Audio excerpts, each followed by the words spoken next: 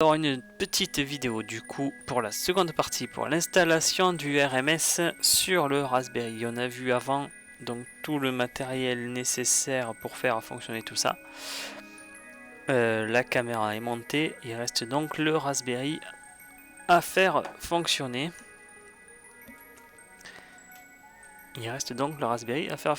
Donc pour ça on va aller sur un lien là que je mets en description de la vidéo, qui va permettre de télécharger d'abord l'image. C'est l'image du RMS, donc l'image de la carte SD. Donc on va télécharger ce petit lien et on va installer ensuite l'image avec Etcher, qui est un petit logiciel qui permet de formater les cartes et de copier l'image sur la carte SD. Donc en fait c'est le plus simple, moi je trouve. Donc on va aller sur Dropbox et on va enregistrer. Voilà, ça fait 3 Go. Donc c'est parti pour le téléchargement. Donc dans l'ordi. Donc ça me dit insérer un disque. Bon, annuler, je fais pas plus. Maintenant je vais aller sur Etcher. C'est un petit logiciel qui est tout simple. On va donc sélectionner notre image. Donc non, tout ça en fait on s'en fout de ça. Hop là. On va sélectionner l'image donc dans les téléchargements qui est ici. Donc celle-là fait 8 Go. Pourquoi 8 Go alors que j'ai téléchargé? Ah non, parce qu'elle a été compressée en fait. Avant on la télécharge, elle fait 3 ou 4 Go compressée, on la décompresse. Et donc elle fait 8 Go. Donc je l'ouvre avec Etcher. Donc on voit ici l'image. Ça, je vérifie, c'est bien ma carte SD qui fait 64 Go. Et donc j'appuie sur Flash. Et à partir de là, on voit la progression. Normalement. Donc c'est fini, ça me dit de formater, donc bien sûr je vais faire annuler. Voilà, je vais pouvoir fermer Etcher. Si je vais voir dans ma carte du coup SD, on va voir qu'il y a un boot. Voilà, formater, non, hein, toujours pas. Donc voilà, je vois qu'il y a boot avec dessus l'image qui a été installée. Bon, maintenant on va voir si ça fonctionne. On va insérer ça dans le Raspberry. Ça démarre. Et à partir de là, on va suivre les étapes tout simplement qui vont être écrites à l'écran.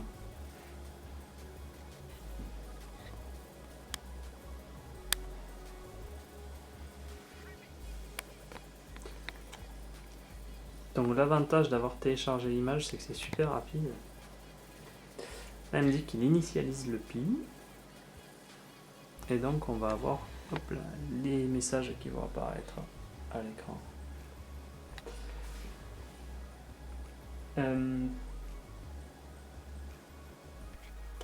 Vient de redémarrer. Normalement. Voilà. Donc le script se relance tout seul. J'ai rien fait là. La vitesse de rafraîchissement est énorme. Donc tout s'affiche, ok. Donc là en fait on repart de la base. Donc est-ce qu'on a tout en main? Oui. Q. Est-ce qu'on a les coordonnées? Oui. Entrée. Le fichier a été en effet. Et si vous avez flashé la carte, vous m'avez pressé sur entrée. Donc ça je le ferme maintenant, ça me sert plus. On appuie sur entrée. Internet, donc check, il regarde s'il y a internet. J'avais déjà connecté en Wi-Fi, donc il me dit que c'est ok.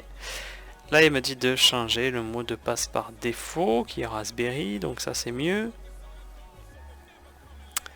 Donc là on va passer, mais c'est conseillé de changer le mot de passe, hein, il faudra y penser.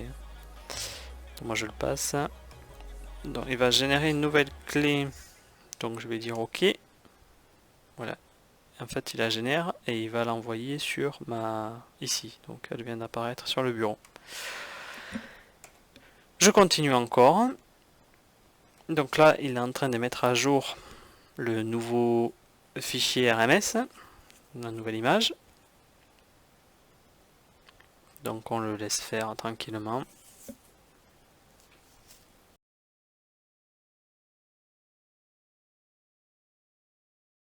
Je vais appuyer sur Entrée et il va l'ouvrir. Voilà, il vient donc d'ouvrir le fichier qui est ici. Et on va mettre à jour ce fichier. Donc là, station ID. Donc ça, normalement, c'est le retour de mail. Il nous donnera un ID unique. Moi, en attendant, je change, je mets 1. La latitude, du coup, je rentre ma latitude.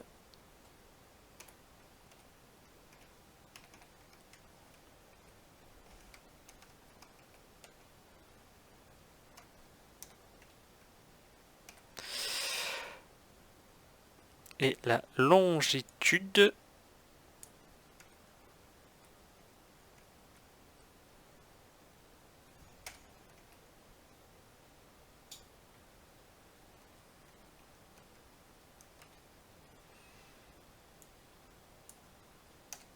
Ouais, si, c'est négatif. Alors ça, c'est expliqué justement, je crois, dans... Ah non, c'est pas expliqué ici. Alors, hop, c'est peut-être expliqué là, non plus, il faudrait que je regarde ça. Je crois que pour nous, en Europe, c'est négatif. Bon, ça, il faudra, voilà. Altitude, donc moi, je suis à 650 mètres d'altitude. Tac, tac, tac. Et ici, en fait, ça, c'est le fichier qui va permettre soit de dire, par exemple, de redémarrer. La capture, ici, on va y rentrer l'adresse de la caméra. Donc, c'est là où on va rentrer l'adresse IP de la caméra, une fois qu'elle sera branchée. Ça, c'est des paramétrages de la caméra en elle-même. Ici, c'est... Alors, c'est où? Hop là. Ici, c'est l'angle de vue de la caméra. Donc moi, pour faire les réglages, je mets 90 par 50. Donc pour l'objectif que j'ai présenté dans la vidéo précédente. Ça, ce sont les fichiers de configuration. On va pas y toucher. En fait, on touche à rien d'autre. Là, c'est surtout pour l'édition. Voilà, des... Hop là. Surtout coordonnées GPS, altitude. Et adresse IP ici. Ça, on va le voir après. Donc je l'enregistre. Save. Et je ferme. Et donc là, en fait, il vient de voir que j'ai enregistré et édité le fichier. Et donc, il démarre la capture.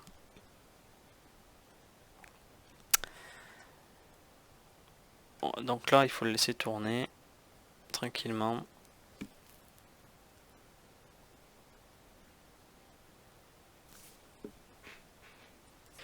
Ce qu'on va faire, c'est l'installation du coup de CMS.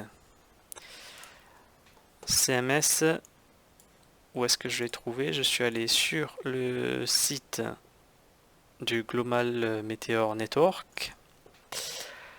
Dans installation, et je suis allé après sur configurer la caméra IMX 291. Ici, il explique où télécharger le CMS. Donc il suffit de cliquer, ça le télécharge. Donc moi, normalement, hop là, il est déjà téléchargé. Je l'installe donc.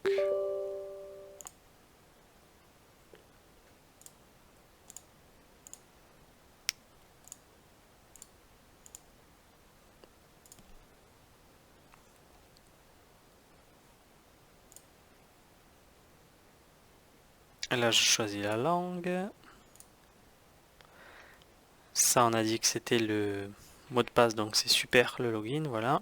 Ça ouvre le logiciel. Autoriser l'accès.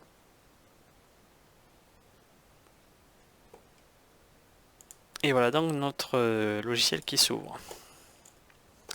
Ici on va aller sur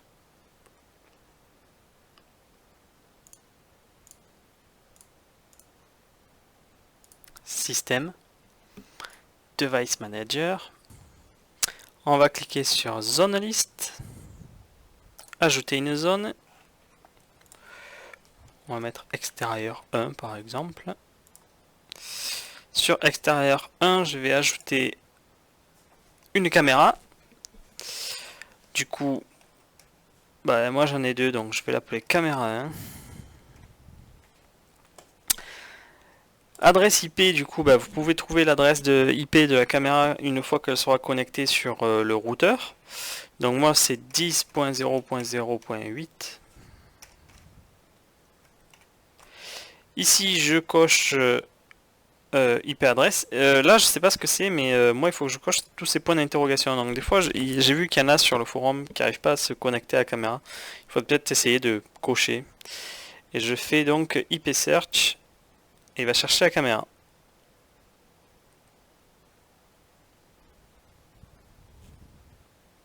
Là il a trouvé, c'est donc la bonne caméra, le port. Je la sélectionne, je clique sur OK et ça me l'a ajouté ici. Donc OK. Elle apparaît du coup ici, extérieur en haut à gauche, donc extérieur 1. Je clique sur l'adresse IP deux fois et elle me dit cam 1 que je vais pouvoir regarder en cliquant deux fois dessus aussi. Là, ma caméra, moi, elle est à l'extérieur, elle est installée et du coup, je l'ai tournée pour qu'elle évite de griller au soleil pour l'instant. Mais du coup, je sais que voilà, normalement, vous aurez l'image.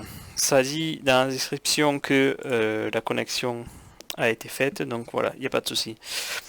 Si toutefois, on veut paramétrer, il y a tout qui est expliqué encore une fois sur le Global Meteor Network, sur l'onglet donc configurer votre caméra.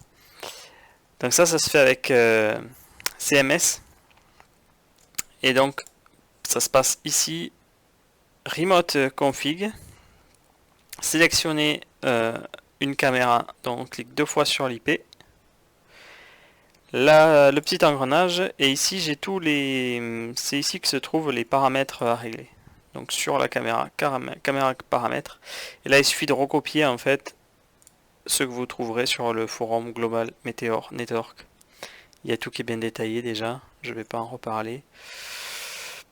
Il suffit de rentrer les mêmes paramètres et ça fonctionnera bien. Une fois que tout ça c'est fait, on clique sur OK. Ça a été enregistré donc sur la caméra et on est bon. À partir de là, on a donc paramétré le Raspberry. On a trouvé donc l'adresse IP de la caméra sur le routeur. On a installé ici CMS pour pouvoir régler la qualité d'image de la caméra. Ça permet aussi de visualiser l'image de la caméra en direct. Ça c'est assez intéressant. Moi des fois le soir, quand je regarde la télé, j'allume CMS et je vois le ciel. Voilà, c'est assez sympa. Donc là, tout est bon pour fonctionner. Et donc la prochaine étape, la troisième étape, ça va être de démarrer donc le logiciel donc RMS sur le Raspberry. On va le laisser tourner toute une nuit pour qu'il enregistre des images et peut-être des détections de météores. Et donc demain, le lendemain, on va paramétrer, on va faire l'astrométrie de la caméra pour qu'il sache vers où il est orienté. Et puis ce sera bon, tout fonctionnera normalement. Donc là on aura vu la première étape, donc fabrication de la caméra. Là la seconde c'est l'installation du Raspberry et des logiciels on va dire. Et troisième ce sera le fonctionnement lui-même. Voilà, à très bientôt.